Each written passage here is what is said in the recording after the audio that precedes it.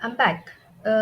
Now we have implemented the add to cart event from the Google Tag Manager and we have gathered the data into Google Analytics. So we need to send the data in the form of event and parameter values, and we have sent it in that way. And let us see how the data is received to Google Analytics. So this is the add to cart event that we have sent, and the parameters along with that event we have, these are automatically collected by GA4, and this is the items parameter that we are sending along with that product add to cart event. So this is the product being added to the cart, and the product details, the item ID, name, and the brand are all sent in the form of items parameter, and the value of the items parameter is the details of the particular product.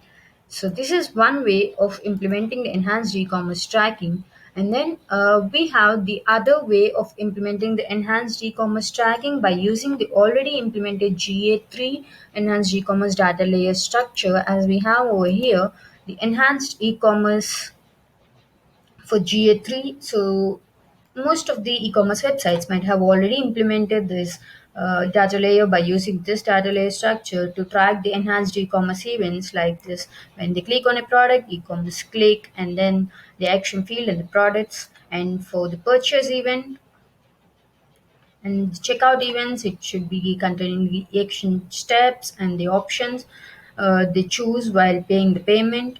And then we have the purchase event, which is the most important, and each and every e-commerce website would be tracking this purchase event. So here we have the e-commerce and purchase, and the action field should contain all the details related to the revenue, tax, shipping, and all the other details. And then we have the products that are being purchased and the product details in the form of an object, and each product is represented as an object, and all the products are listed in an array. So let us compare this data layer structure with the new data layer structure, that is GA4. Let me open it in the new tab, and here we have the GA3.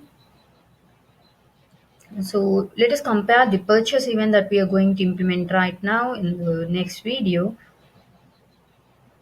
So this, let us see, as a purchase, we have the purchase over here. So this is the data layer structure for purchase in GA3, while in GA4 we would like to see the purchase data layer structure, and this is how the purchase data layer structure available in the new GA4. So the event named purchase and the data layer structure should be e-commerce, and then the items list of the products being purchased should be named under items. And then we have the other details in the e-commerce object itself, like the value and the shipping cost, tax, currency, and any affiliations we have. So this is how we need to have the data layer in GA4, but there is a way to implement even with the existing data layer structure by just modifying and creating some extra data layer variables and custom JavaScript variables, and use them